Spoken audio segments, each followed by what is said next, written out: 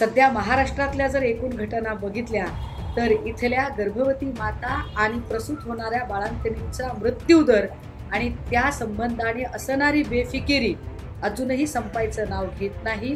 एका माय माऊलीला ती ओली बाळंतीण असताना तिला सरकारी दवाखान्यामध्येच साफसफाई आणि स्वच्छतेची कामे सांगितली, हे धक्कादायक आणि तितकंच संतापजनक आहे। Common man, dedicated common man या ज्या संकल्पना वापरल्या जात आहेत त्यांचा भंपकपणा या निमित्ताने पुन्हा पुन्हा उघडा होतो।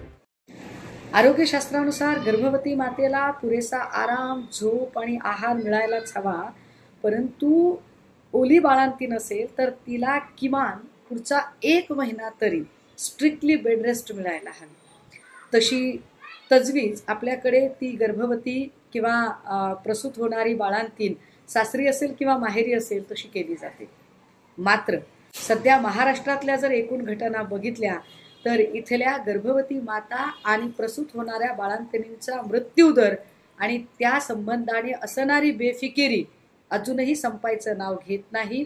दीनानाथ मंगेशकर रुग्णालयातली घटना ताजी असतानाच पंढरपूर माड्यामध्ये ज्या पद्धतीने एका माय माऊलीला ती ओली बाळंतीण असताना तिला सरकारी दवाखान्यामध्येच साफसफाई आणि स्वच्छतेची कामे सांगितली, हे धक्कादायक आणि तितकंच संतापजनक आहे। या संबंधाने चौकशी होईल, कदाचित जे कोणी तिथल्या रुग्णालय प्रशासनातले कर्मचारी आहेत त्यांच्यावर कारवाई होईल, सस्पेन्शन होईल, या सगळ्या गोष्टी होत राहतील।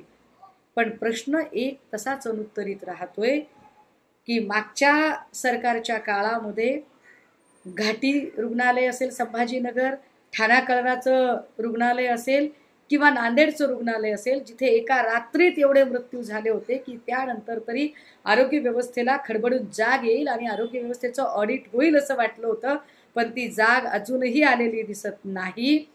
सीएम म्हणजे कॉमन मॅन, डीसीएम म्हणजे डेडिकेटेड कॉमन मॅन असे नुसतेच शाब्दिक भंपक फुलारे फुलवले जात आहेत, पण हे भंपक फुलारे फुलवणारे जे लोक आहेत ते खरंच इथल्या कॉमन मॅनच्या प्रश्नांना समजून घेत आहेत का? सध्या राज्यातल्या कुठल्याच खात्याचा कारभार व्यवस्थित चालत नाहीये, त्यात आरोग्य व्यवस्थेचे 3, 13, 9, 18 झालेत।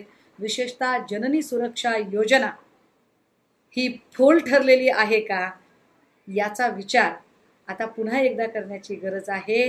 हे जे भंपक common man, dedicated common man या ज्या संकल्पना वापरल्या जात आहेत त्यांचा भंपकपणा या निमित्ताने पुन्हा पुन्हा उघडा होतोय।